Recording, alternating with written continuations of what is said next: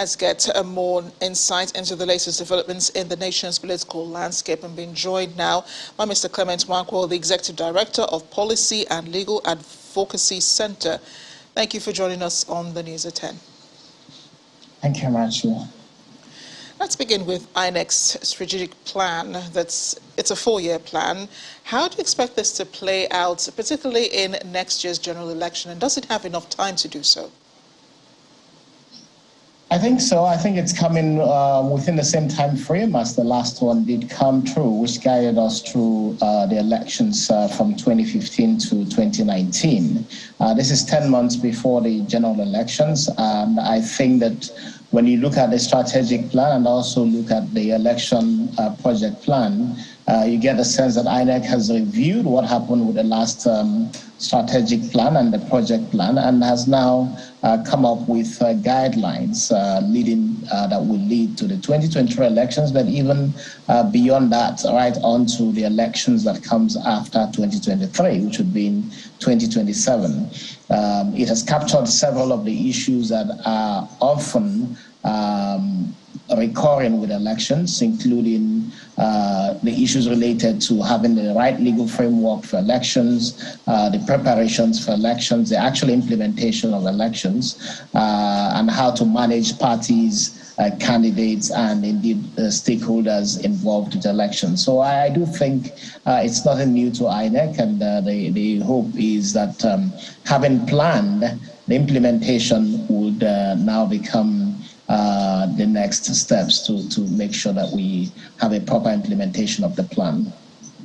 Nigerians have been gaping at the recently announced fees for nomination forms by political parties, and I know that you also have, your opinion on this. Do you think it reflects present realities?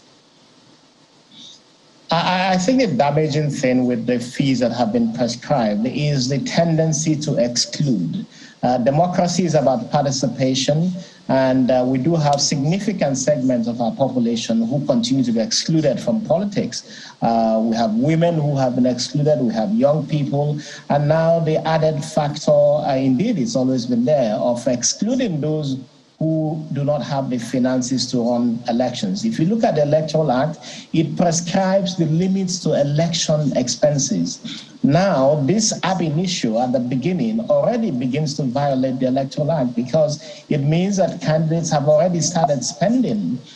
Even if they are not yet the chosen ones in the parties, they have started running for elections as aspirants, they become candidates, and when you calculate all of these expenditures, beginning right now from whether it's 40 million by the main opposition party or 100 million for the ruling party for the highest office in the land, and measure that against what is indicated in the Electoral Act, you already begin to see that portions of the law that should guide elections are already beginning to be violated.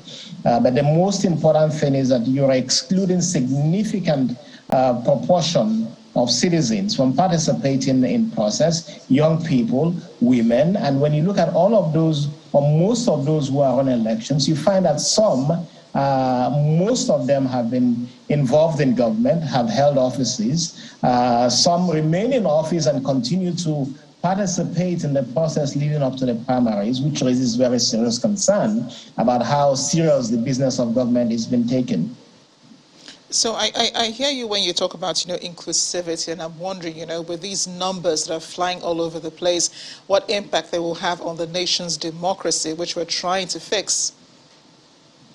What we're looking for are people who can contribute to this nation's development, who can help to build our democracy, not people who have so much money that they would be able to go into office and continue to perpetuate the rule of the rich over the rest of the country. I think that none of these two main parties, who are the ones that we can see very clearly, have announced the amounts that they have indicated to contest for office. None of these two parties are helping to build participation. None of them are helping to build a sustainable democracy by the way that they're excluding very brilliant people, very committed citizens, patriots who want to run elections and contribute to development.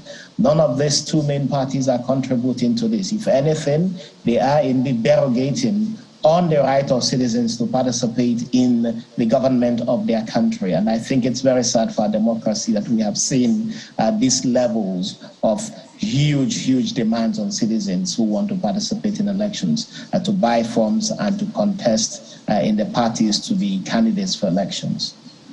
Well, we still have many months ahead of us, to see how things play out. Thank you again, Clement Nwankwo, Executive Director, Policy and Legal Advocacy Center, for speaking with us. Thank you.